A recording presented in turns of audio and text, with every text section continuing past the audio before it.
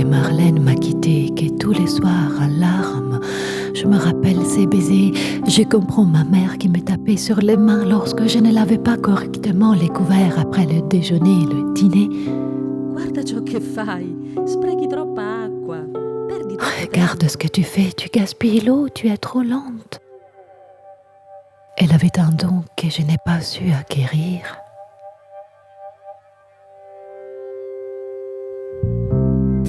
Depuis que Marlène m'a quittée et que ma vie est suspendue à chacune de mes respirations, c'est sans désir que je regarde les femmes entrer tour à tour dans ma maison et repartir lentement l'une après l'autre.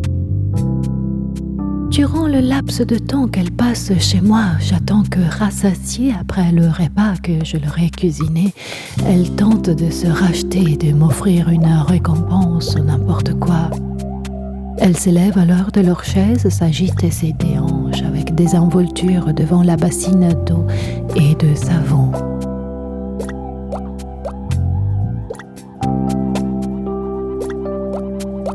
Et moi, sans faire un geste, je vois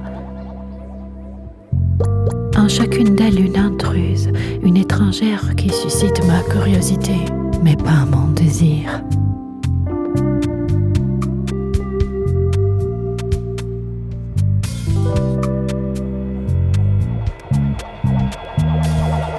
Avec coussin bac, les bracelets montrent totalement lâches sur les poignets glissants presque jusqu'à la jointure.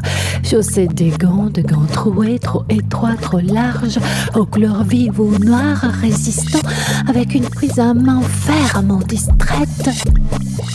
Une éponge super récurrente et puis parfois un mouchoir que les séchoirs après un évanouissement fort opportun. Le flacon de détergent plongé et pressé sous l'eau, lâchant un jet rasant de savon liquide avant d'être posé dans la coupelle de vinaigrette, et l'eau mi-froide, mi-chaude dans la bassine, les couverts lancés un à un, tous ensemble. Chaque style est unique, inimitable.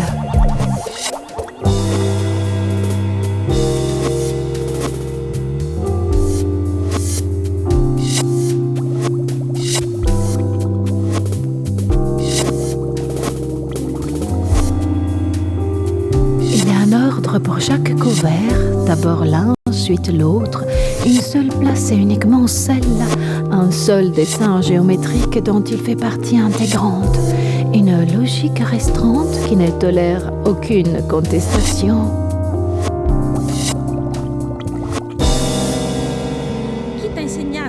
Qui t'a appris à laver la vaisselle de cette manière? Me demandait ma mère lorsque j'étais enfant. Je ne desserrais pas les lèvres pour ne pas révéler des noms, y compris et surtout le sien que j'adorais depuis toute petite, parce qu'il n'y avait pas de question à laquelle répondre, ni de nom à prononcer. Cela ressemblait plutôt à la lecture d'un verdict, nécessairement suivi d'une acceptation de responsabilités, de dettes, de culpabilité. Marlène riait. Il n'y avait pas de rire plus beau que quand je la titillais avec un « tu es comme ma mère ». Elle s'est précipitée sur moi, la lavette trempée de détergent au citron.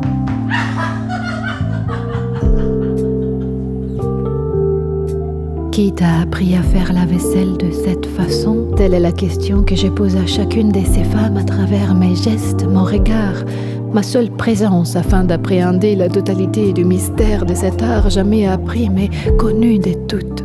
L'une en a honte, l'autre s'invente, répond comme elle peut. C'est mon ex, mon père, ma tante, la prof de philo, ma grand-mère, ma meilleure amie, mon frère à son retour de l'armée.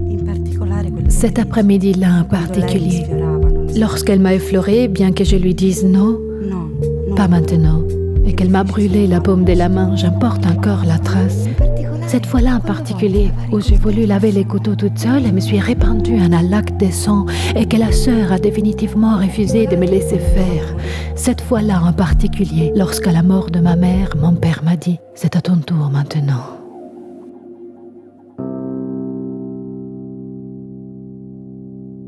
Ici, Il n'y a plus personne pour voir comment faire ou ne pas faire. Il n'y a même plus ma mère pour me donner une claque ou prononcer avec ferveur son serment magique intitulé « De l'importance de la volonté ». Marlène non plus n'est plus là. C'est son odeur que je sens et qui manque dans cette cuisine qui m'est devenue plus hostile qu'à aucune autre femme. Si je comprenais ce qu'est un savon, si je savais comment récurer, si je savais mesurer la quantité d'eau écoulée, le temps passé, si je réussissais à me rappeler ce que ma mère a appris alors, je mettrais très certainement chaque couvert à sa place et cet ordre géométrique qui serait mien impliquerait d'absolus les plus petits détails, y compris cette erreur qu'une cicatrice a scellée sur le dos de ma main.